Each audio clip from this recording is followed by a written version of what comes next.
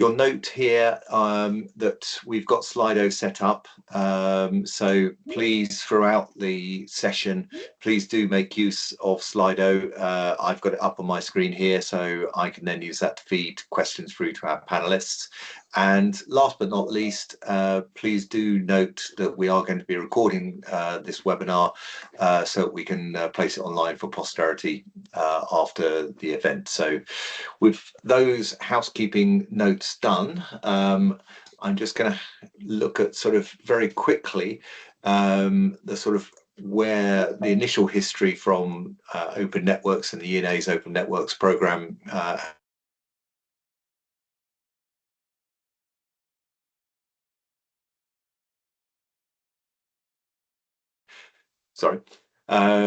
I think, as you can see from this, we launched the Open Networks program in 2017, and that was in demand for various sort of issues, the development of DSOs, the distribution system operations at that point, how we could look at speeding up grid connections, make more capacity and build up local flexibility markets and move them from sort of a slightly principle-based option to more business as usual.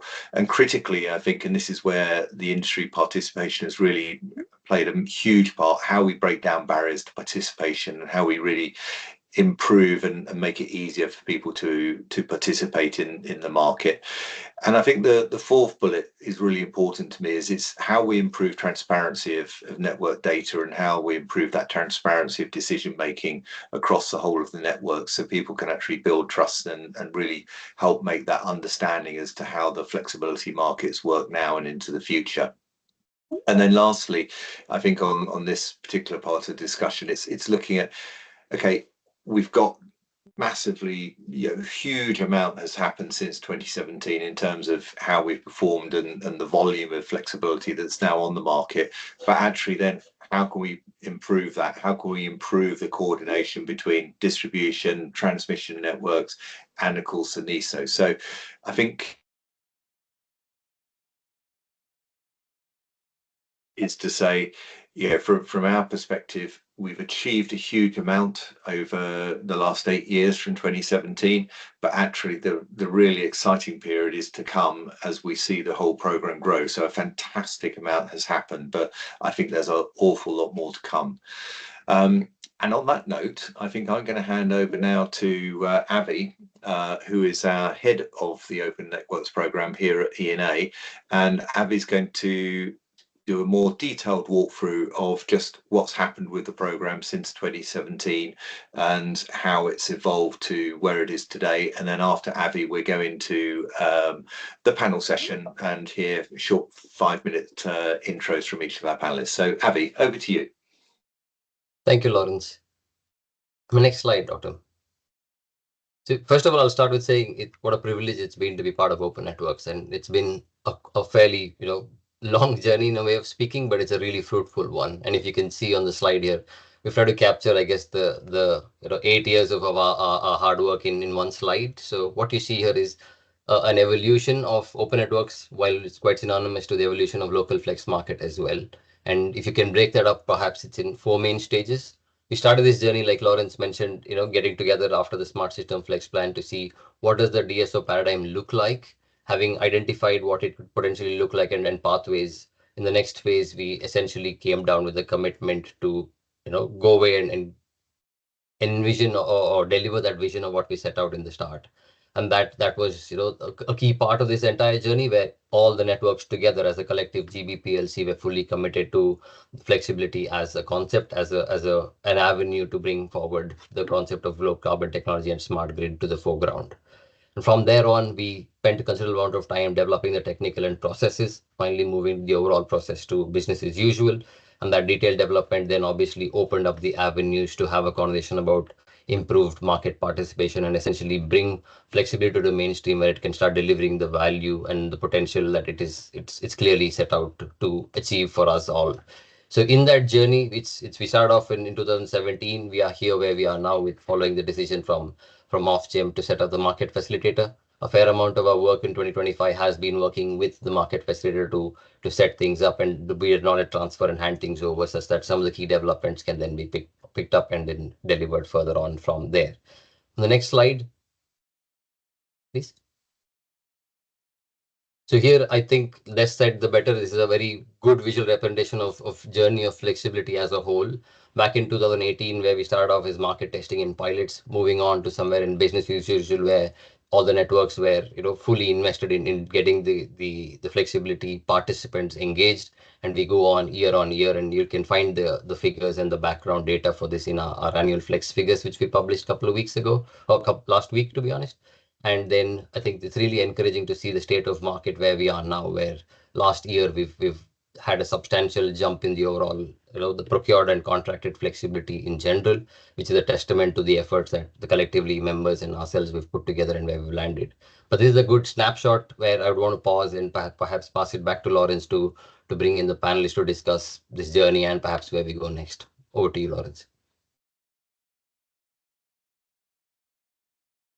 Thanks, Ali. And I think that slide really does illustrate the tremendous progress, particularly over the last couple of years, that the whole program has made in terms of the contracted flex, which is, I think, staggering.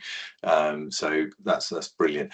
So as Avi says, we've got a great panel with us this afternoon from Sotirios, who's chair of the Open Networks program here at Energy Networks, and the DSO at UK Power Networks, Marcia, who's the Deputy Director for Governance for Data and Digitalisation at Ofgem, Rebecca from the NESO, Director of Markets, and Stephen, Head of Flexibility at Elexon. And Sotirios, I believe I'm going to come to you first for your sort of thoughts and your background as chair of the programme. So over to you, Sotirios. Thank you, Lawrence, and thank you for having me, and good afternoon now to everyone. So I think, Lawrence, both yourself and Avi gave a nice overview of where we've arrived, and this slide has lots of big numbers in terms of the benefits delivered, the flexibility that we have seen, and of course a lot of the input, a lot of the work that has gone into the program over the last 8 years or so. But it's worth, I think, making sure we don't take this for granted. If we go back 7 years, distribution flexibility was a theoretical principle. There's of course a lot of ancillary services that we in this country, NESO, procured for balancing of the national service, but there wasn't anything really done at the distribution level, apart from innovation trials that had, if you like, fueled some of the learning. And there was a CEO commitment from the networks at the time that we look at the potential and the opportunity of flexibility and what benefits can be delivered.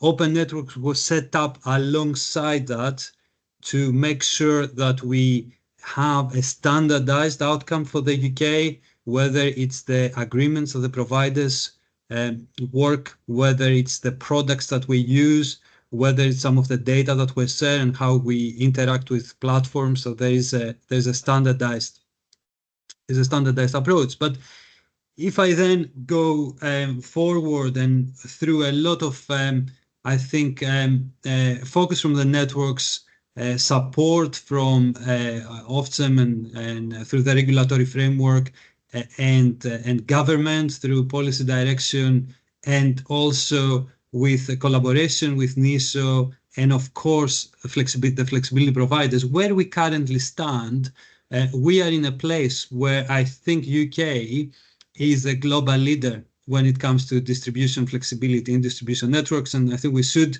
are very good at reminding ourselves what doesn't go well. And I have a long list of things we haven't done well and we could have done better. Don't worry about that. But we should also recognize when we do well. And when you look at the amounts of flexibility, 9 gigawatts contracted last, I have, and this is not an ENA figure, but my figures is 1 gigawatt of operational flexibility by DNOs currently.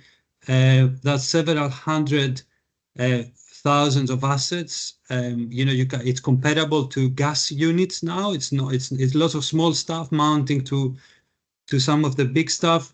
There have been real use cases where flexible capacity has contributed and has delivered benefits, and in many cases has been the first port of entry to this type of services and markets for new providers, because one of the things that we've focused on Open Networks is lowering the entry to barrier to market, and hopefully that's also a contribution of that flexibility to the national towards the big target of 12 gigawatts by 2030. So Open Networks has set the foundation. The job is not done, and it's just one step of the process, but has set the foundation.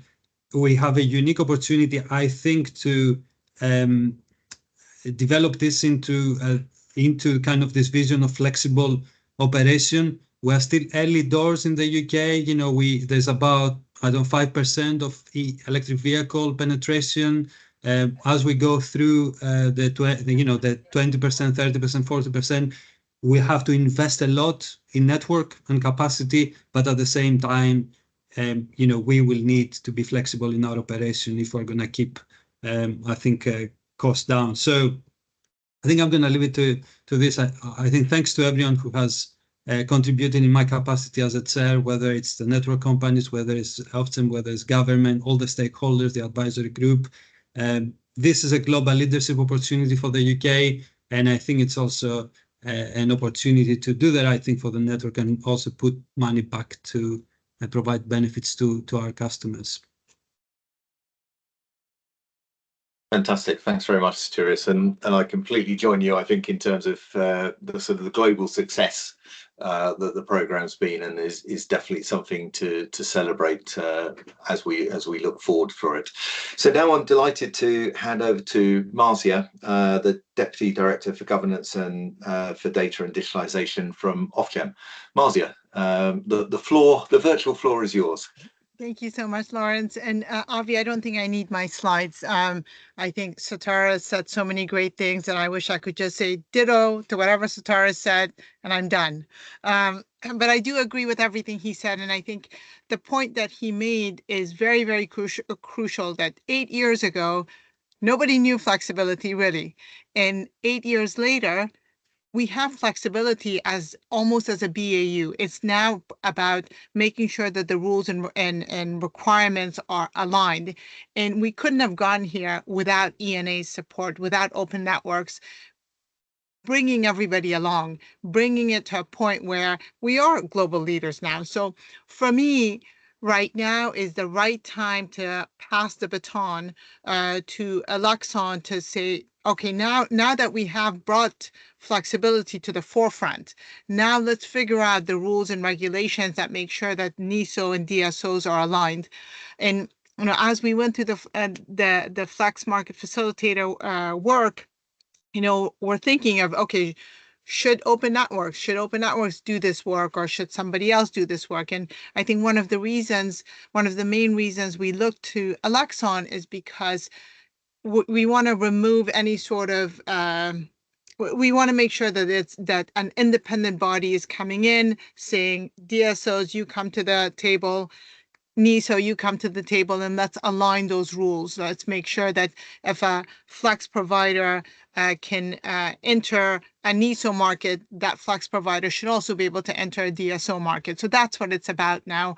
And without ENA bringing it to this point, we couldn't have done this we couldn't have brought or created the Flex Market Facilitator role. For us, for Ofgem, it is critically important that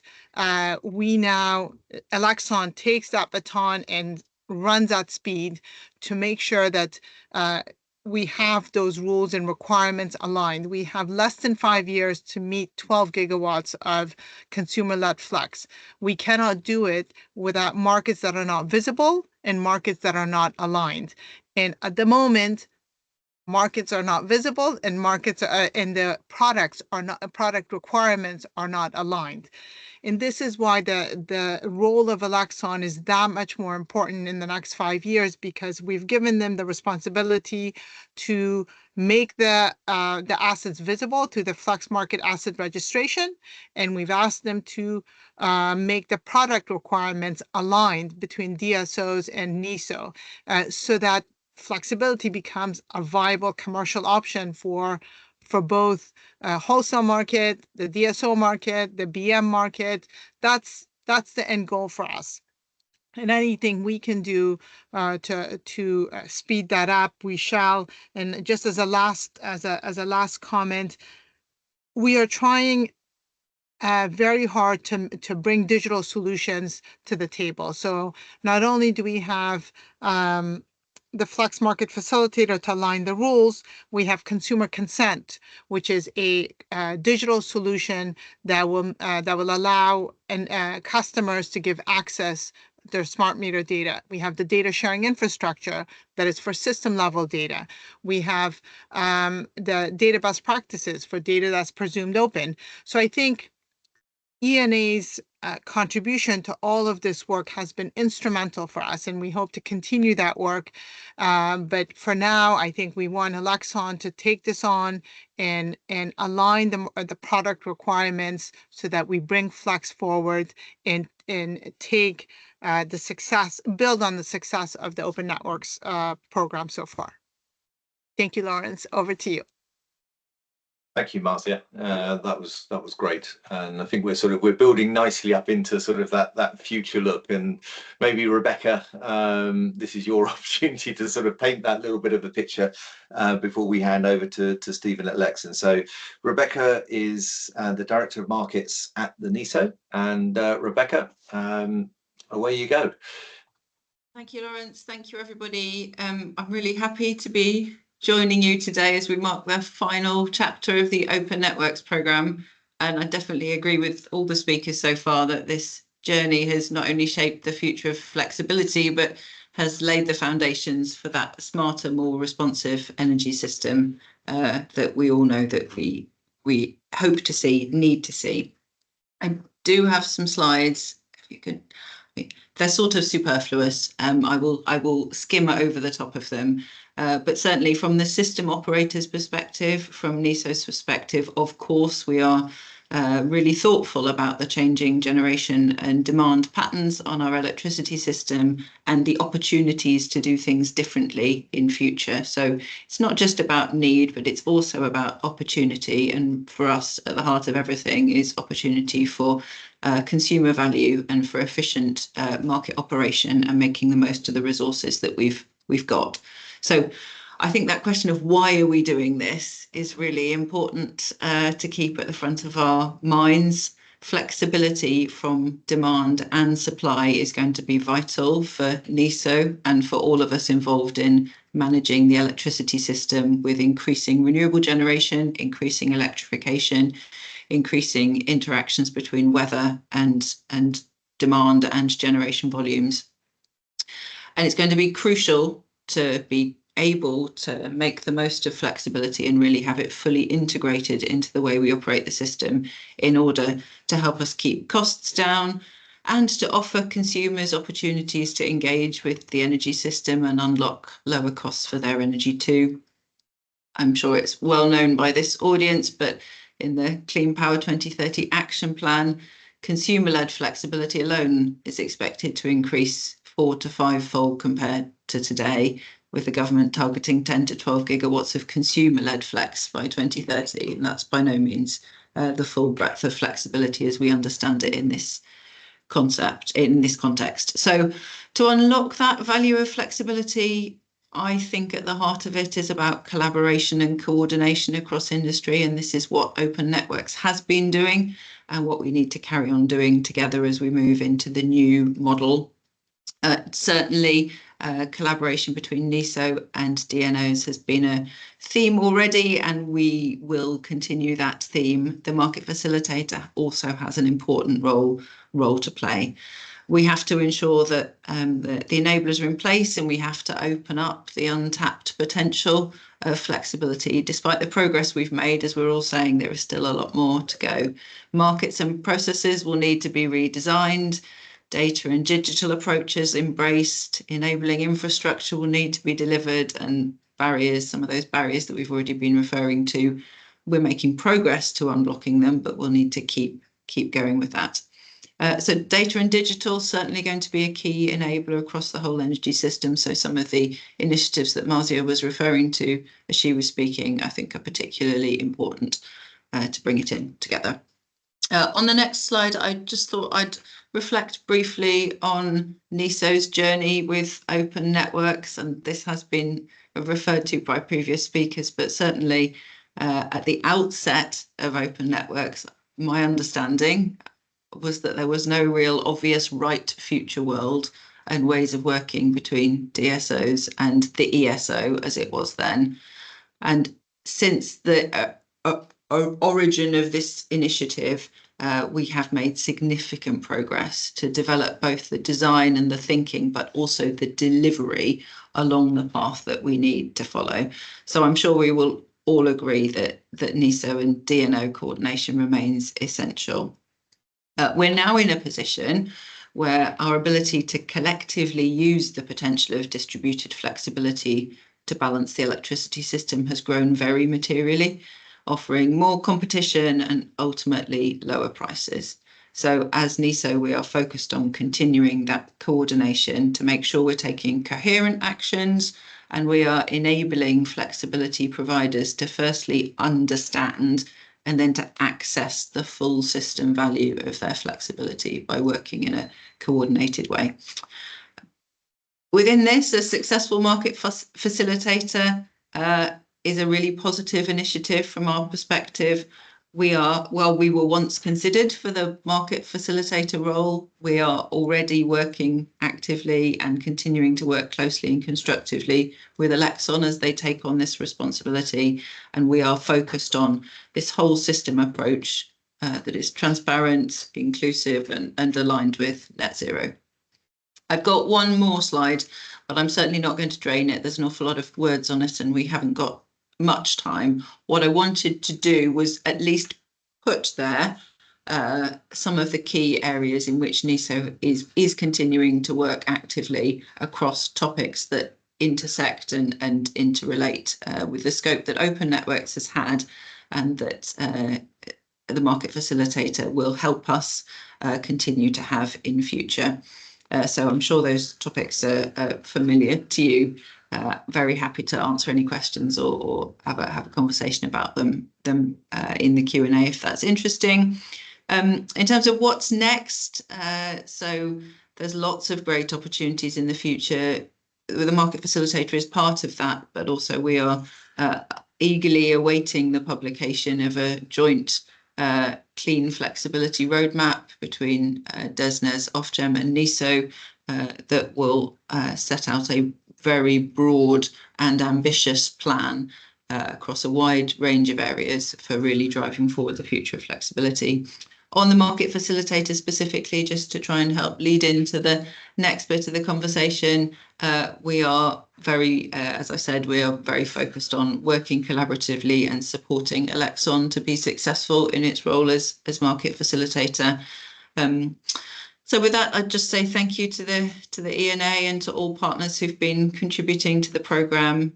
And I hope as we turn the page, we can carry forward the spirit of collaboration and ambition that has defined Open Networks. I think the future of flexibility is really bright, and we're looking forward to continuing to work on it together with all of you. Great, thank you very much, Rebecca. And I'm hoping that we can now hand to Stephen Goff, the Head of Flexibility at Elexon. Hello, and yes, thank you for the intro, and highly echoing the messages from the previous panelists. Working together, moving digitalization, they're all really important, and we step into a new stage. And as we go into the market facilitator, I look fondly back at Open Networks having been involved in the early years, so it's nice for this to be looping back around and take it into the next phase. So if I go into my next slide, we have some exciting and quite new and complex but very important programs which are going to be running throughout the next 5 years and beyond. So obviously Market Facilitator is one of many, but equally the Flexibility Market Asset Register, Market-Wide Half-Hourly Settlement, the CES program, alongside REMA, RESP, the ED, the Rio ED3, and obviously Rio 3, and the Clean Power 2030 work are all key enablers and foundations to allow us to get to our target for 2030. It's worth noting that that isn't job done. Once you've got to the targets we're planning to get to by 2030, if you take consumer-led flex for 12.5 gigawatts, which is a 5-fold increase, you'll need to double this again until we get to the targets for 2035 if we're going to get that glide path to 2050 for net zero. So it's a huge amount of work, and there's a huge amount of intertwining activities. So picking up the baton and being able to move on and build on some of that key elements is really important. It's worth noting that across that top layer that Alexa are driving towards, a lot of the work in that areas, and we're leading in it as well. So that's quite important on how we are forming a central part on how we're going to enable Flex. On our next slide, we're talking about our market facilitator and what the key steps are. If we can move forwards, please. So this is us standing up to get ready for go live in December. Quite simple in terms of the key points we're going through. Obviously, a key element of it is the handover from Open Networks, and we're developing our market rules already. So we're taking those outputs from Open Networks, returning those into flexibility market rules, and we've already got some of the handovers all completed, a couple of final bits obviously just to finish off, and then they will be translated into our flexibility market rules and implementation plans. Alongside that, we've got our governance, where we're standing that up and going through various consultations to ensure that that's been fully ratified and consulted on when we go live, as well as obviously the supporting license conditions for Ofgems are drafting. The other key element of this is the Flexibility Market Asset Register as well, or registration, where that is going to be one of the key digital enablers to ensure that we've got a single version of the truth when it comes to those assets. So all of these are combining in terms of our preparatory work. But when we get there, if we go on to our next slide, these are the key elements which we'll be covering off. We've got our strategic leadership, we've got our market coordination, and we've got implementation monitoring, which is all bound together by ongoing stakeholder engagement. These are the fundamentally key areas of how we can start driving our flexibility capability going forwards and actually get to implementation of some of the key benefits. One of the key aspects we're going to be taking on is ensuring that once we've got those flexibility market rules laid out, we have an open forum and open change process to incorporate all members of our stakeholder community to help develop and to ensure that we can drive that change. Equally, we've got an implementation plan. So once we have agreed ways forwards, we can actually assess and check that those things are being done and they're having a beneficial impact. And that allows us to change and adapt as we go forward to make sure we're focusing on the most beneficial bits of flexibility. And then to help coordinate all that, we've got strategic leadership, where that's around talking about the potentials of going forwards, being able to see those horizons, and actually ensure that we're looking at the right things and starting to seed those ideas into the broader community. Ultimately, the future looks bright and exciting, and ultimately far more flexible. Not that we're in a bad position already. So I'd like to hand back and get into the panel session. Okay, thank you very much for that, Stephen. I think that's a sort of comprehensive picture of where you're heading. Maybe this is a good opportunity just to remind folk that we've got the opportunity, or you've got the opportunity to ask questions via Slido, and the link is in the chat. So please do pop your questions in there.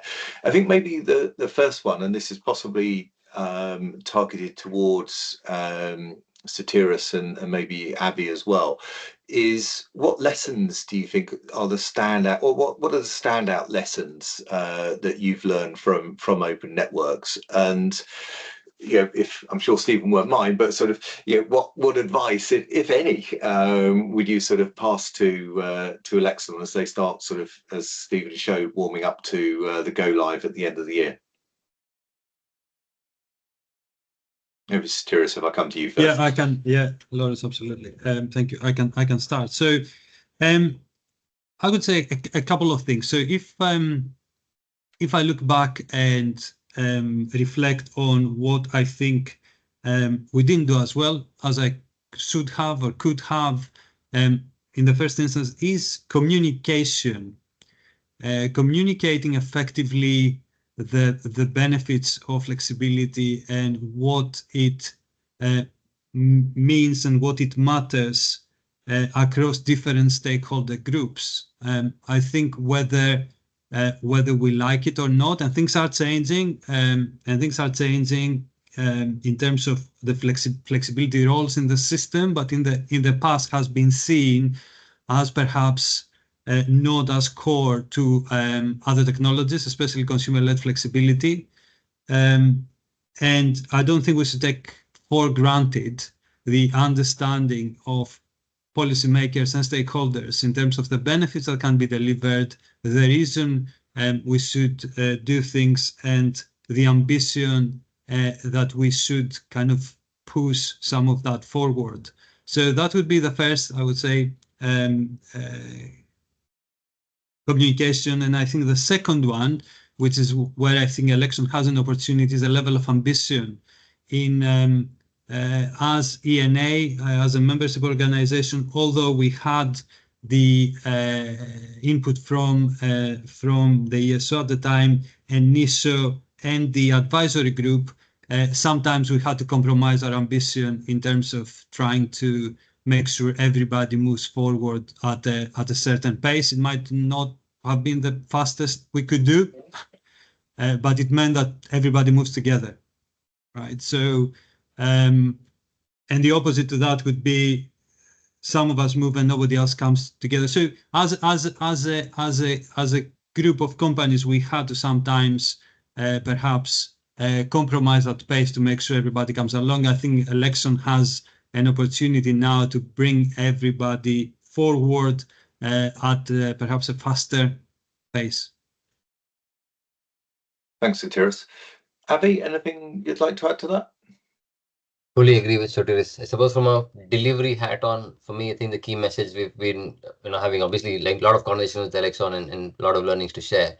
But the main highlight I can think of is the value and the necessity of engaging and collaborating. I think all the panelists have already referenced that, but like we cannot emphasize enough the value of bringing it together and a co-development in this space, because there is no market without market participants, and that's something that has become overly clear for us over the years, and something that led us to have formally set up the challenge group and work more and more close with the stakeholders. So that's probably my key takeaway from our experience that we could pass on to Elexon. Good. Okay, thank you. So picking up on the top question here, around how do you think Ofgem's draft determinations and desire for Flex to address system-wide challenges will impact future market for distribution connected Flex? Marzia, maybe that's one for you to ponder.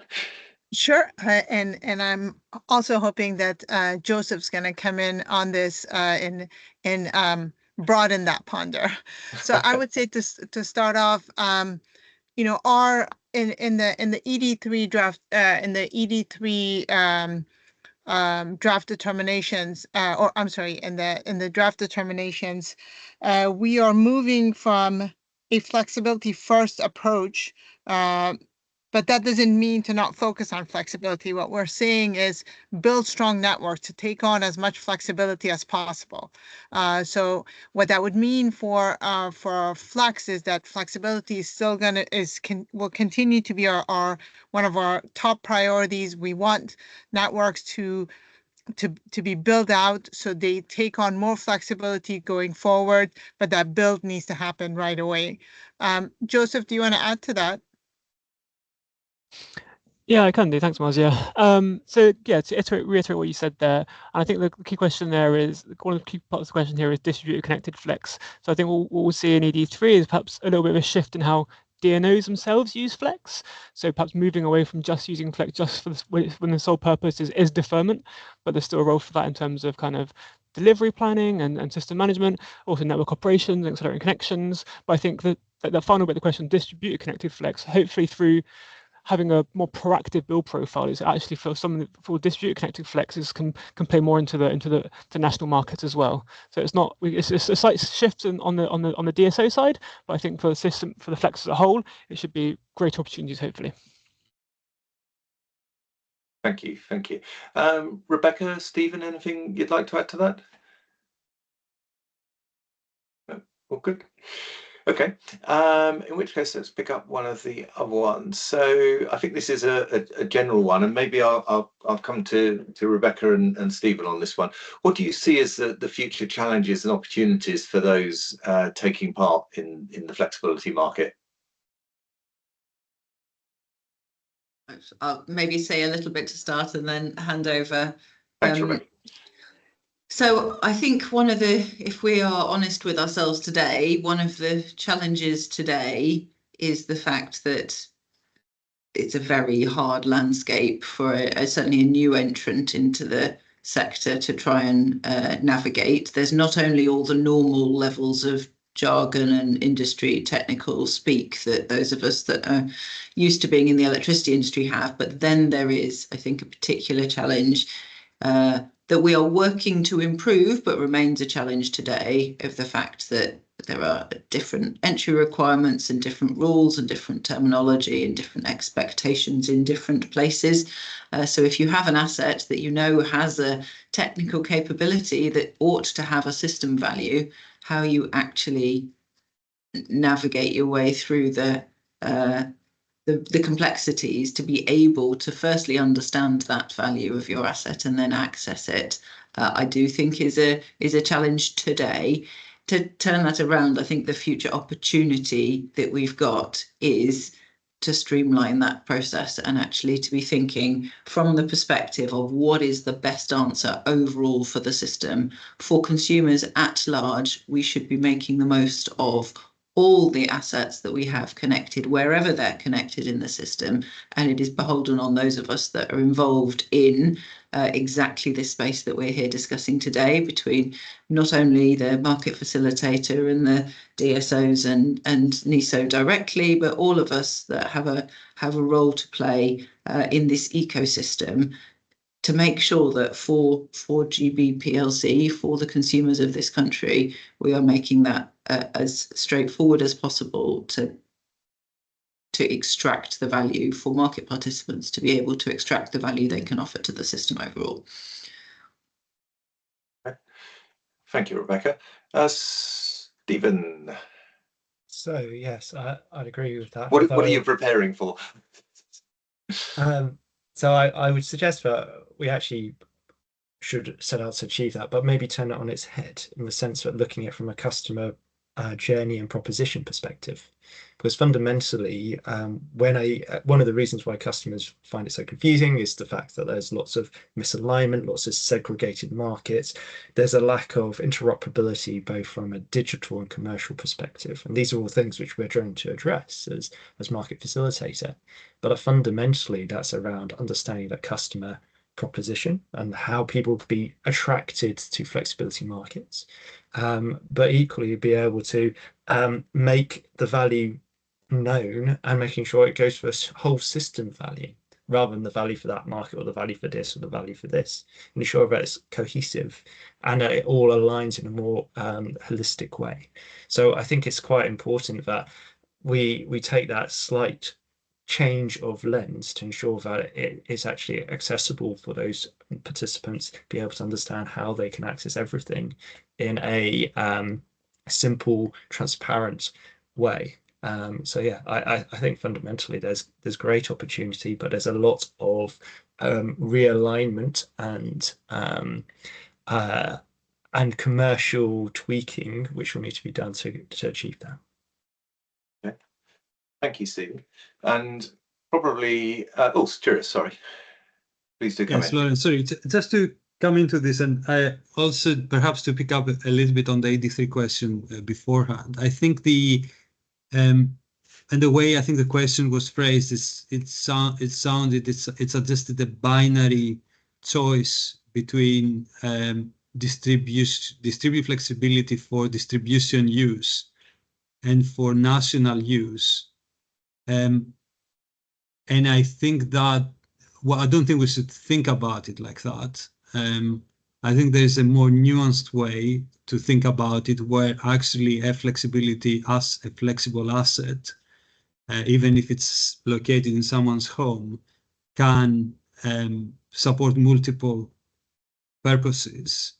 And I think that what Rebecca was talking about, there's work we've done on premise, there's work we've done on revenue stacking, there's work we've done on data exchanges that support that, and I don't think we should let that go. And I hope Election is going to look at that seriously, because there is a whole system outcome that we can get here with flexibility, being able to earn revenues to support different needs across the different parts of the system. So, and obviously we need to get Ofgem's support on that, but as we move to 12 gigawatts, I think we need to use the 12 gigawatts nationally, but then we need to look at the use cases that we can have at a distribution level in light of bigger investment plans. But how can we get those use cases, whether it's planned outages or whether it's profiling our CapEx plans, and work with Ofgem to develop those over the next sort of 12 to 18 months, so they are in the ED3 framework. And I think that's going to be critical, so we can have a continuation of all the good things we were talking about just now into the 2030s, which is when I think we're really going to need it. Okay. Thank you, Stuart. Anyone else like to come in on that one? Marzia, there's a question here that's come up around the UK, as we've commented on earlier, being a global leader in DSO markets. And I know you and your colleagues at Ofgem are often casting internationally to sort of see what's happening in other markets. Perhaps you might want to make some comments around sort of, is there anything else we can learn as we develop our flex markets? And sort of different international markets who are starting now, doing things slightly different from us, or are we still pace setting and sort of clearing the way for others? What are your thoughts there? I think the international markets is more about, for me, it's more about interoperability of those device standards, that we make sure that the devices that are in the UK, the standards that are here are, we don't build GB standards, we build global standards. That's why I think that alignment is necessary. As far as best practices, I mean, I do think we are in the lead. I used to work in California, and I thought we were the leaders in California until I came to Europe to realize that actually customers here are much more bought in. The market is much more bought in. So I think the international community is most likely learning from us rather than the other way around. But I would emphasize the interoperability of device standards is quite important, and we need to make sure that those are global standards and not national standards. Yeah, I think that's a really key point there. Stephen. Yeah, I'd echo that too. Certainly our work at Market Facilitator has been looking at what standards are emerging. And the reality with anything as complicated as flexibility, so there's pockets of excellence all over the place. So you can pick up an innovation project here or a demonstrator there, and you can learn things from it. So yeah, we're looking in terms of what those standards will look like, looking to drive those multinationally rather than obviously just being internal to the UK. And so I think it's really important because many of the device manufacturers in particular, but equally flexibility service providers, have a global footprint. They're not just GB centric. So it's going to be really important that those standards and that interoperability work. But equally, we need to ensure that we've got interface into the emerging things going outside the energy industry in the UK. So there's a balance there as well to be had. But ultimately, it should be standardized. And yeah, I think we are the first place where we're pulling everything together in a holistic way. But we can learn in certain pockets in other places too. Okay, thanks, Stephen. Okay, I think this one's also for you, and perhaps not surprisingly, Stephen, given your role. So maybe if you'd like to just quickly touch on some of the achievements of Elexon, but I think more importantly or more pertinently in terms of this discussion, what would you say are the most urgent delivery priorities for you and your colleagues in the near future? Yeah, so obviously we've been quite focused on the BSE as our prime area of work prior to this, and that has been held up as one of the most accomplished codes. So when it comes to code reform, a lot of the templates are based around the Elexon's way of working and principles. So those principles translate quite well across, ensuring that we have good stakeholder engagement, openness, a clear and rigorous governance process, and ensuring that actually the decision making is done in a fair and inclusive way. So that's some of the key principles which have been brought through. Equally, we're in the process of delivering market-wide half-hourly settlement. That's a complex task, and there's lots of enablement which is going to be brought off the back of that. And we managed to corral most of our key stakeholders in terms of suppliers to get on board and change quite a lot of their core systems in quite a fast way, considering the amount of inertia a lot of those organizations had. So in terms of the key priorities and in terms of the future, we're clearly targeting at the end of our first delivery period that alignment across DSO markets, ancillary service markets and balancing mechanism. That's going to be really, really important to be able to start reducing the friction to entry. And so some of the key things which we'll be looking at is ensuring that there is that alignment, and that's going to be worked through with engagement with our stakeholders in terms of what specific things are most beneficial and actually can see real meaningful impact from.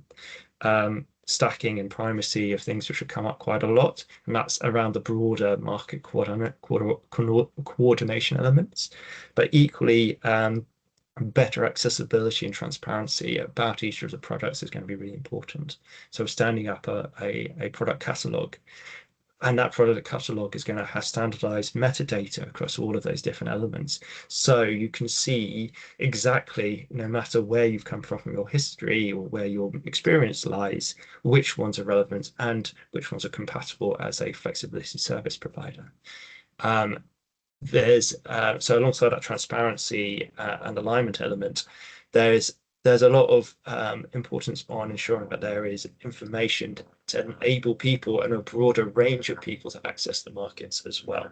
So that's going to be a key principle to ensure that there is that supporting information to enter into that. And generally just ensure that as we move forwards to market facilitate across all the different flexibility products and markets, there's a more holistic view.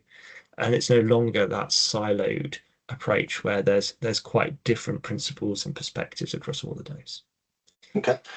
Thank you, Stephen. Just conscious with one eye on time, and so we try and get through as many of these questions as we can before we wrap up in 8 minutes or so. I think we have to come to the next question though, around platforms, and a question around whether flex tenders should be occurring on a singular platform in the future rather than where we've got different or multiple platforms. Who would like to have a crack at that one? I'll take Marcia, it. I'll take yeah. it, and then I'm gonna, if Nina's somewhere in the background, Nina, get ready. So this is we are looking as part of the FDI, the Flexibility Digital Infrastructure. We're running a workshop to be able to get answers to these types of questions, to figure out, is there a need for a common IT somewhere in the in making sure that we smooth out the journey for flex providers. Nina's leading that effort. Nina, are you on the call somewhere? Yes, I'm here. Hello. Yes. No, I mean, really well said by Marcia, and a great question, because over the last few years, we've been kind of looking from a policy perspective. I guess we see it in two chunks. So one chunk is, as we've been saying a lot on this call, it's really important that we have aligned processes and aligned data and aligned technical standards for how these markets operate. And then kind of the next question is the next half of, okay, once you've got everything nicely aligned, might there be efficiency savings or coordination benefits from having that implemented on common bits of digital infrastructure? And so that's the kind of policy area I've been looking at across the DSO markets and the NISO markets. Could there be a case in some areas for having single platforms or shared platforms that might make it easier to share the data and do that kind of coordination? So I'll do a shameless plug and put it in the chat that next Wednesday, the 9th of July, from 10:30 till 12:30, we'll be having a webinar on exactly this to try and seek all of your views, because we do think it's really important for there to be that clear end vision so that the DSOs, the NISO, Elexon, the ENA are all driving towards that same destination so we can get there more quickly, because Clean Power 2030 really does put that emphasis on pace behind all of us to achieve that kind of 4 to 5 times increase in flex. So yeah, really glad we're asking these questions, and hopefully we can set out that strategic view in collaboration with you guys giving us your opinions as well.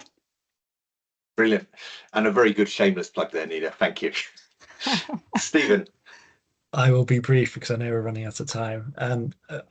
We've been giving this some thought as well, and there is a balance between something which is obviously a standardized platform versus obviously looking at interoperable data and looking at how you can enable the same fundamental capability across multiple platforms, and then allow those platforms to compete in terms of that customer experience. So there's a balance between what elements should be competitively trialed in terms of a proposition to that customer versus what is the core underlying capability which should be standardized. So I think it's going to be a balance, and this is what Nina's going to be driving out, I'm sure, is where that standardization starts and ends versus what the commercial proposition starts and ends. Brilliant.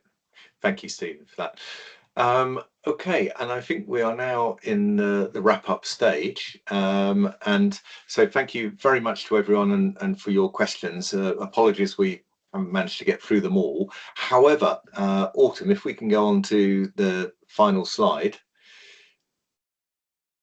One moment. For anybody that hasn't had their question answered, I am now going to do a shameless plug on behalf of Avi and his colleagues. We have a how-to book which is now available, and I think will become an international bestseller for those of us interested in flexibility markets and how to set them up. And I'm probably totally embarrassing Avi and colleagues now, but I think he deserves it because it's such a tremendous effort that Avi and Andrew and Steve have put into this whole program, along with, of course, colleagues across the DNO and other communities. So it really is quite an achievement, and I would actually recommend everyone buying a copy of this book, because I think it will be a good solid piece of source material for how these markets can be developed from scratch here and elsewhere, obviously. So please do take a chance to at least have a look at that, and don't forget the 20% off code, of course. And on that note, I think that allows me to wrap up and say thank you very, very much to our panelists, to Sotirios, to Rebecca, to Marcia, to Stephen, to all of you who have taken time out of your day to join this. I hope you found that as interesting as I have, and please do keep linked in to what Stephen and his colleagues and the rest of the industry are doing as the market facilitator role develops over the next few months and into next year. But thank you very much, everyone. Thank you for the smashing questions, and thank you, panelists, for your great answers. Thank you very much, everyone. Thank you. Thanks, everyone. Thanks all. Take care.